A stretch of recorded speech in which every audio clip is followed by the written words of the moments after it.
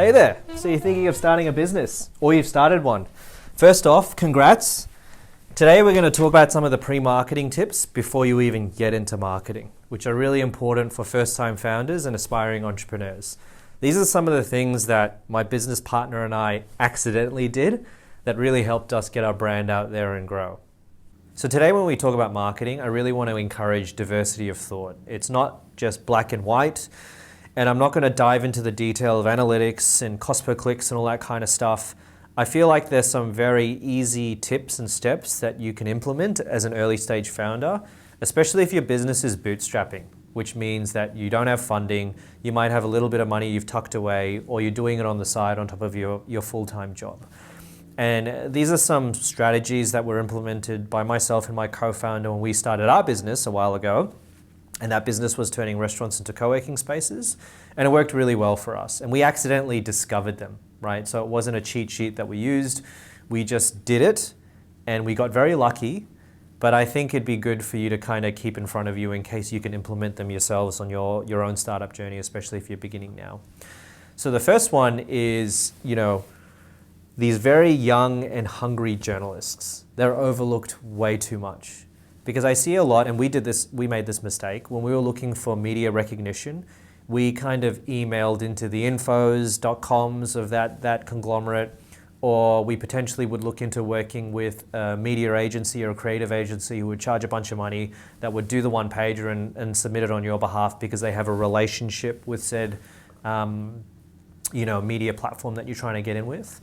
But what ended up working for us was that we kind of did the spaghetti effect, right? Where we threw everything at the wall and we saw what stuck. We would be posting our idea and what we were trying to do in Facebook groups, which were huge back in the day and still are actually a good avenue for eyeballs today if you know how to use them, because there's lots of niche communities on there. We'd be posting on LinkedIn. We'd be posting all these platforms, and there's many today that didn't exist back then that you could be leveraging to just share the idea. And what we found is we accidentally would be posting in groups that had these really young and hungry journalists in them, right? That were always looking for good ideas. Because we learned that these journos almost every week, they're in these like crazy boardroom meetings where they got to pitch like 10 ideas to their editor to get published. And they're always looking for really interesting stories to kind of get their name out there as well. So they can be like, hey, look, you did this really cool story on a startup or this business or this trend, and they get recognized within their own, community and their own peers, their own peer group. So we stumbled upon some of these really young and hungry journalists, right? So we posted in a couple of Facebook groups, like startup groups and whatnot. They actually reached out and said, hey, I'd love to explore this idea over a coffee, which we then did, but it wasn't as easy as then, okay, we've got an article, right? They had certain criteria that they would have to meet in order for the story to get published, right? And for us being the idea where we turned restaurants into co-working spaces, and if you're interested in that startup journey where we hit 10 mil, and then we scaled and failed, but had a lot of lessons there. I've got other videos on that if you're interested. But we got asked, okay, because we just had the idea, we were probably only maybe 6 months in, because there was a lot of time trying to figure stuff out and strategize around that. It was get your first venue, get some brands behind you that will help you get recognized, and get your first few customers, right? Then we'll give you your story for the Sydney Morning Herald, which for us at the time was a pretty decent publication within Australia, right? And in order to get those three things for us, we almost, funnily enough, leveraged the article. We went to the first venue and was like, hey, we're about to get this press around Sydney Morning Herald.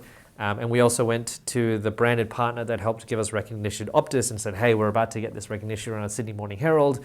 We just need to kind of get these moving parts sorted in order to do that. And they were all more than happy to kind of mobilize with us because we were all on that journey together to a degree. So the young journalists, I think you should try and figure out who they are, reach out to them, see where they're kind of, where they're living within a lot of these platforms to get your idea in front of them and work with them. Figure out what they need to pitch that idea, because if you help them, they'll help you. And I think a good point on the back of that is around how you approach media, especially modern form media, right? Because I feel way too many startup founders are out there thinking that to get their stripes, they need an article in Yahoo Finance or the Australian Financial Review or whatever big media conglomerate you have within your neck of the woods. They need that. I can tell you right now, press with them, it's fun and it's great and it makes you feel really good, so it's great for morale, but you're not going to get any customers from it, okay? That type of media I would categorize over here, which is much more branding, brand awareness, and a bit of trust. Because as soon as you get that, I promise you on your website or whatever you're doing, you're gonna have that logo there saying as featured on blah.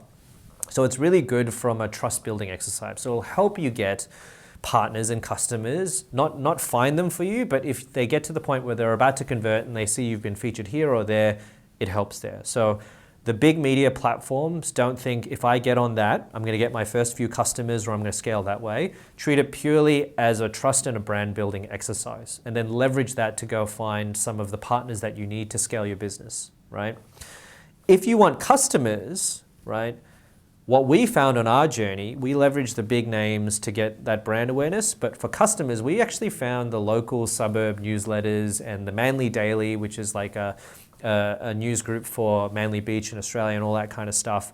All of those peppered around Australia, those were the ones that got us customers, because when we'd be telling our story in those articles and those newspapers, we're speaking directly to our customers, our consumers, right? Because we're like, hey, we just opened a co-working restaurant space within your neck of the woods. Let's get some press there. That would actually convert to customers. So you almost need to treat media in different ways and understand it that way. And today with all the platforms out there, with Instagram, with YouTube, with TikTok, you just got to start thinking about, where do my customers live? You don't have to reinvent the wheel. You almost live in a world where, yes, there's a lot of noise and you got to figure out how to cut through it.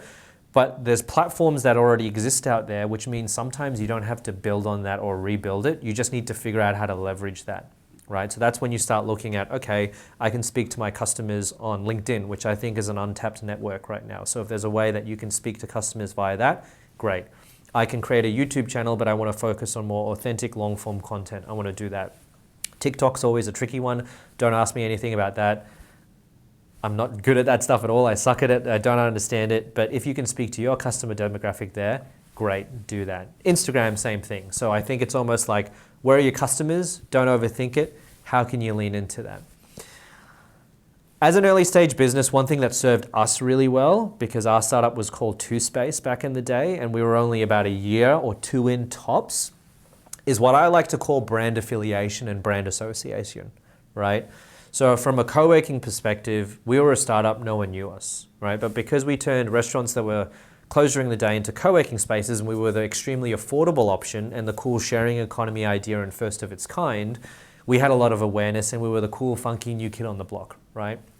So in order to help, elevate, our status within the market, I went and spoke to all the other co-working operators within Australia and even Asia and said, hey, we're actually friends, we're not competitors, right? So I could sit in the same groups with them and be friends with them.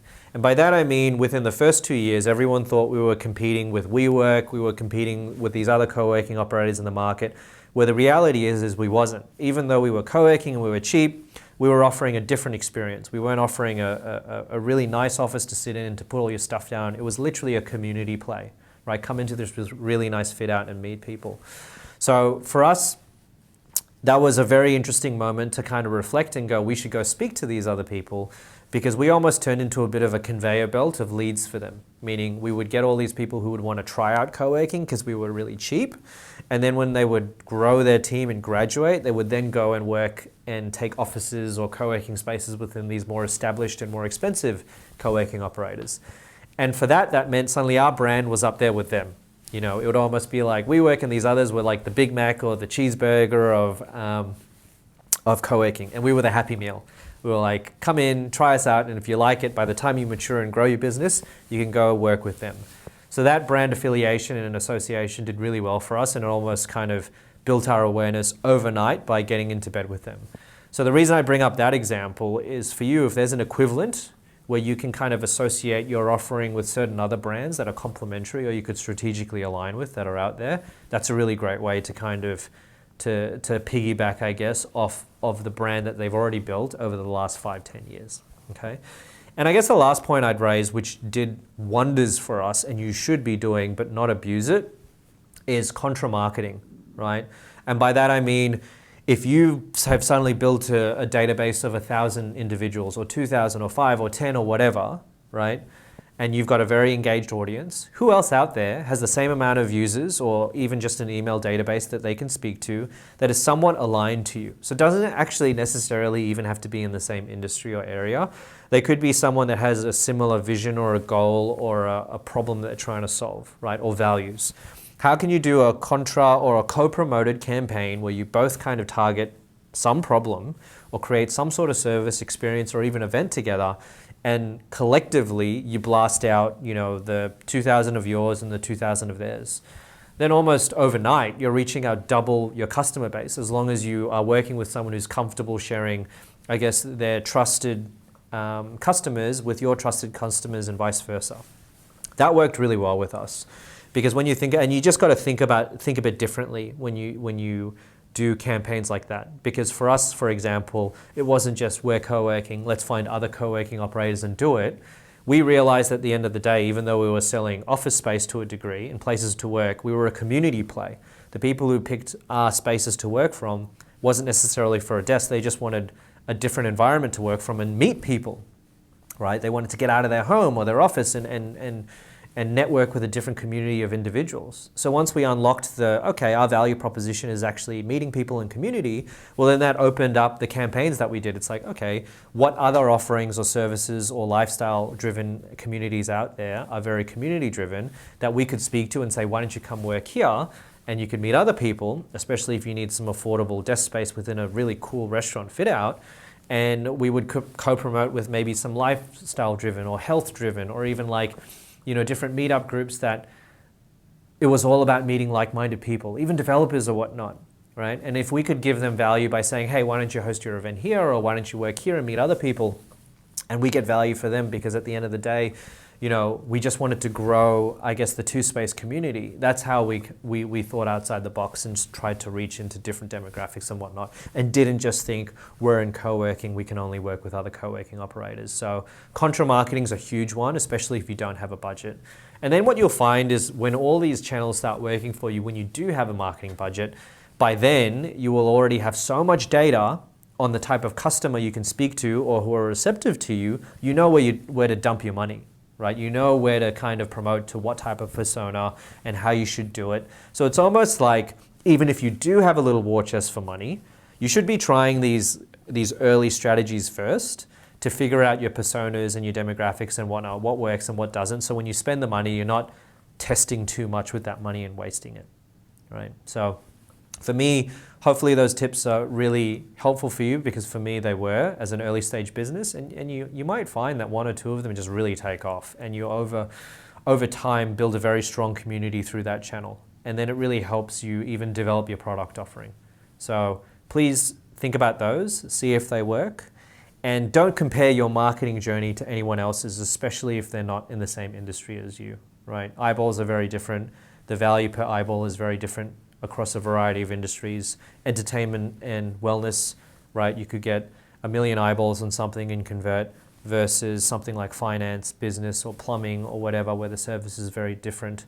10,000 eyeballs might be the equivalent of value in terms of those comparative demographics. So keep doing you, just try these out, and don't kick yourself if you're not getting a ton of leads coming in. It's very seasonal when it comes to marketing. You almost can't do one thing and then measure that success and then decide not to do it ever again. You got to plot test it across a year, and see how that goes. So good luck, you got this, and let me know how those tips work out for you.